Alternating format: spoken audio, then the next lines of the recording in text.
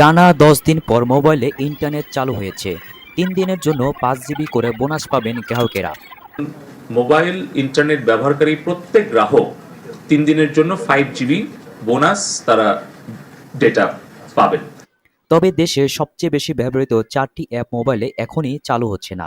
4G সেবায় প্ল্যাটফর্মে Facebook, WhatsApp, বাইড্যান্সের platform TikTok এখনও বন্ধ। কবে এই সোশ্যাল মিডিয়া প্ল্যাটফর্ম খুলে দেওয়া হবে তার প্রশ্নের উত্তরে ডাক, টেলিযোগ ও তথ্য প্রযুক্তি প্রতিমন্ত্রী জুনায়েদ আহমেদ পলক ব্রিফিংয়ে বলেন, সরকার সম্পূর্ণভাবে কখনোই কোনো অ্যাপ বন্ধ করেনি। এটা নির্ভর করছে তাদের সামাজিক যোগাযোগ মাধ্যম প্ল্যাটফর্ম আচরণের ওপর। তারা যদি দেশের আইন, সংবিধান ও নিরাপত্তা বিবেচনায় রেখে দায়িত্বশীল আচরণ করে তাহলে বাংলাদেশে সবার সহযোগিতা পাবে। অনেকেই অনেকভাবে অনেক অ্যাপ ব্যবহার করছেন বলে মন্তব্য করেন প্রতিমন্ত্রী। ভিপিএন ঝুঁকিপূর্ণ উল্লেখ করে নিরাপত্তা বিবেচনায় রেখে এগুলো ব্যবহার থেকে বিরত থাকার আহ্বান জানান। এই অ্যাপগুলো ব্যবহার করা ঝুঁকিপূর্ণ, এগুলা অপেক্ষাকৃত নিরাপদ।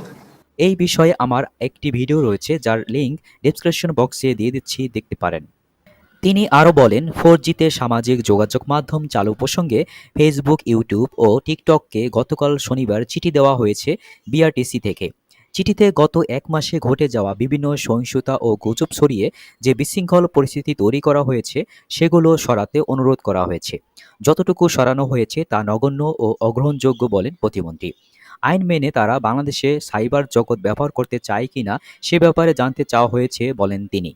৩১ জুলাই সামাজিক যোগাযোগ মাধ্যমকে ঢাকায় এসে ব্যাখ্যা দিতে অনুরোধ করা হয়েছে। তারা যুক্তি ও ব্যাখ্যা দিয়ে যদি বোঝাতে পারে যে বাংলাদেশের ক্ষেত্রে কোনো বৈষম্য করছে না, তাহলে আলোচনার ভিত্তিতে সরকার সিদ্ধান্ত নেবে। প্রধানমন্ত্রী ১৮ জুলাই বেলা ৩টা থেকে রাত ৯টা পর্যন্ত মহাখালীতে ডেটা সেন্টার ক্ষতি হওয়ার প্রসঙ্গে টানেন। এছাড়া সারা দেশে শত শত কিলোমিটার ফাইবার কেবল পুড়িয়ে দেওয়া হয়েছে বলে জানান। আরও জানা যায়, ব্রডব্যান্ড ইন্টারনেট সেবায় ইউটিউব দেখা গেলেও মোবাইল ইন্টারনেট সেবায় ইউটিউব দেখা যাবে না।